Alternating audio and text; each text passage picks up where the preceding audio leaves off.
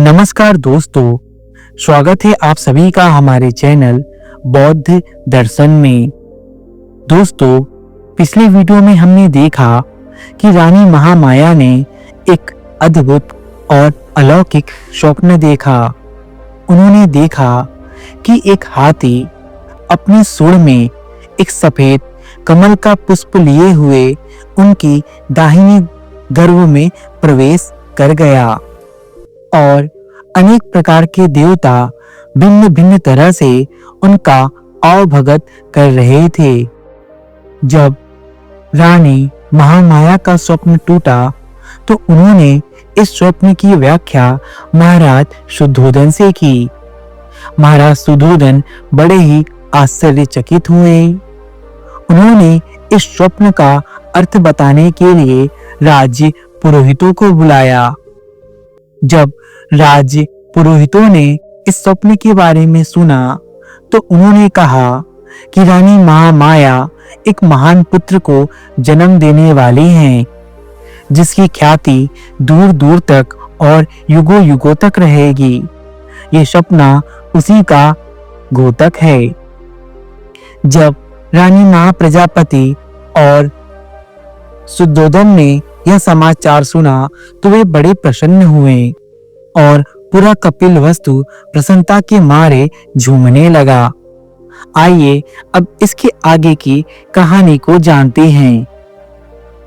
ज्यों-ज्यों रानी महामाया का गर्भकाल पूर्ण होने की ओर अग्रसर हो रहा था, त्यों-त्यों राजमहल में प्रसन्नता बढ़ती जा रही थी। अब गर्भकाल लगभग पूर्ण होने को था। उस काल की प्रथा के अनुसार रानी अपने प्रथम शिशु को अपने माता पिता के गृह पर ही जन्म देती थी। इसे अत्यंत शुभ माना जाता था।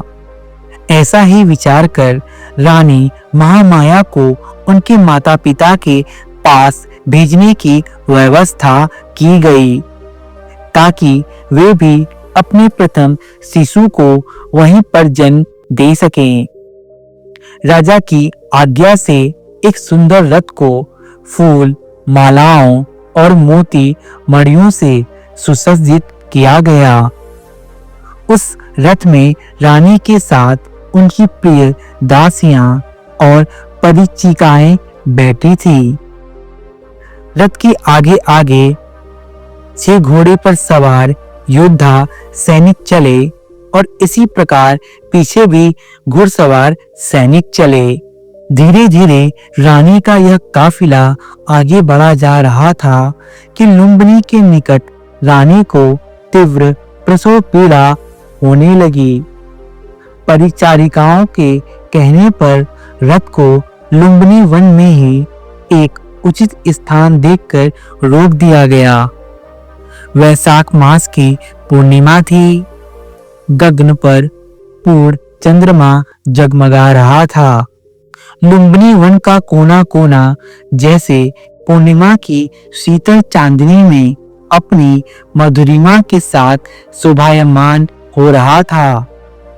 इस वैशाख पूर्णिमा को जैसे सदियों से लुम्बिनी वन में इस महान घटना के घटने की ही प्रतीक्षा थी और प्रतीक्षा की घड़ियां धीरे धीरे समाप्त होती जा रही थी।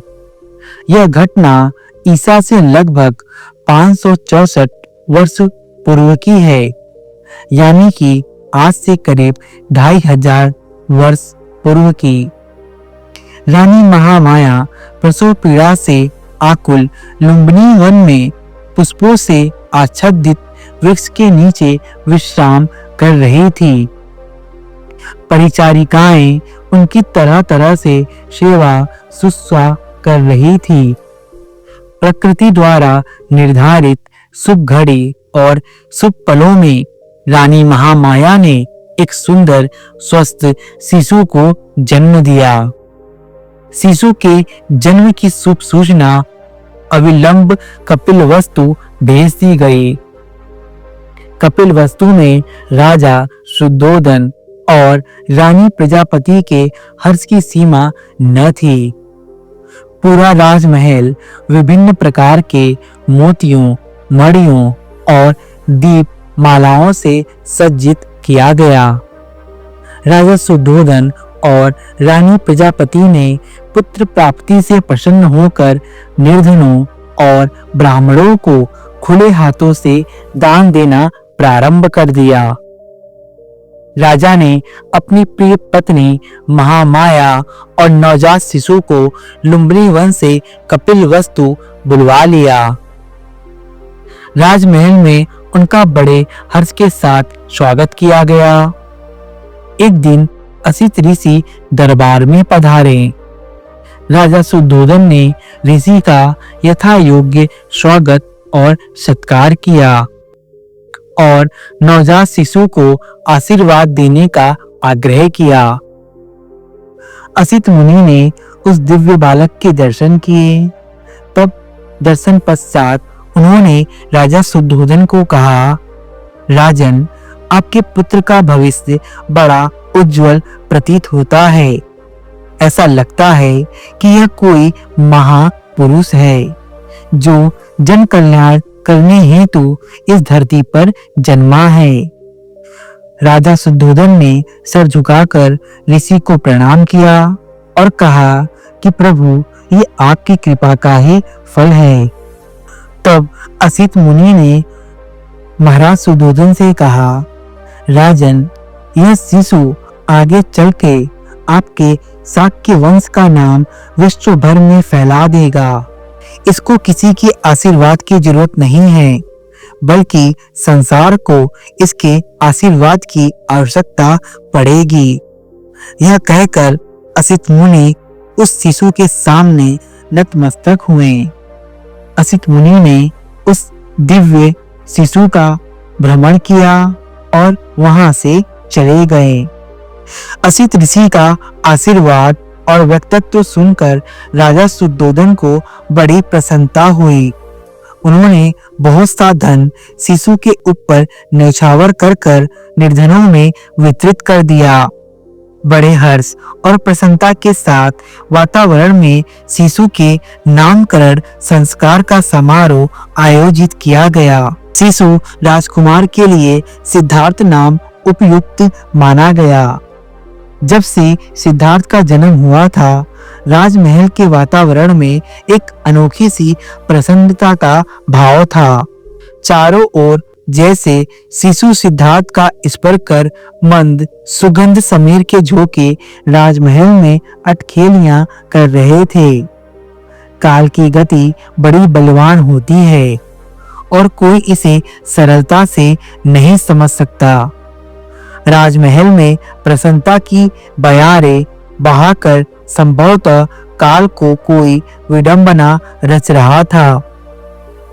तभी तो राजमहल की प्रसन्नता उसे फूटी आंखों न सुहा रही थी। कपिलवस्तु के राजमहल में अभी प्रसन्नता और हर्ष का समारोह पूर्ण भी न हुआ था कि काल की गति रुक गई। शिशु सिद्धार्थ की माता रानी महामाया की तबीयत बिगड़ने लगी। रानी महामाया ने शिशु सिद्धार्थ को रानी प्रजापति की गोद में डालते हुए कहा, बहन, संभवतः अब मैं नहीं बचूंगी। जब प्रजापति ने ऐसा सुना, तब प्रजापति ने कहा, नहीं दीदी, ऐसा नहीं कहिए। रानी प्रजापति विलाप करते हुए बोली, प्रजा मेरी बहन, कृपया शांत हो जाओ और ध्यान से मेरी बात सुनो। रानी महामाया ने प्रजापति को शांत करते हुए कहा, मेरे पास अधिक समय नहीं है। तब प्रजापति ने कहा, कहिए दीदी, आप क्या कहना चाहती हैं? मैं आपकी हर आज्ञा का पालन करूंगी। तब देवी महामाया ने प्रजापति से कहा, प्रजा, आज्ञा नहीं, अनुरोध है। राजकुमार सिद्धार्थ का अपने पुत्र के समान पालन और पोषण करना। मैं इसे तुम्हारे सुपुत्र कर रही हूँ। मैं इसे तुम्हें सौंप रही हूँ। ये कहते कहते महामाया की आंखें मूंदने लगी और गर्दन एक ओर लुढ़क गई। इस तरह से भगवान बुद्ध की मां महामाया का निधन हो गया। जिस राजमहल में खुशी का माहौल था, उसी राजमहल में दुखों की तरंगे फैलने लगी। हर ओर हाहाकार मचने लगा। पूरा का पूरा राजमहल दुख और संताप में डूब गया। राजकुमार सिद्धार्थ के जन्म के 7 दिन बाद ही देवी महामाया का निधन हो गया। राजकुमार सिद्धार्थ मातृहीन हो गए। तब उनकी मौसी महाप्रजापति ने ही उन्हें पाला पोसा और उन्हें बड़ा किया। तो दोस्तों, यह थी भगवान बुद्ध की जन्म की कथा। दोस्तों, यदि आपको ये वीडियो पसंद आई तो कृपया इस वीडियो को लाइक करें। हमारे चैनल बौद्ध दर्शन को सब्सक्राइब करें ताकि आने वाले वीडियो की नोटिफिकेशन आपको सबसे पहले मिल सके। हमारे चैनल बौद्ध दर्शन में बने रहने के लिए आप सभी का धन्यवाद।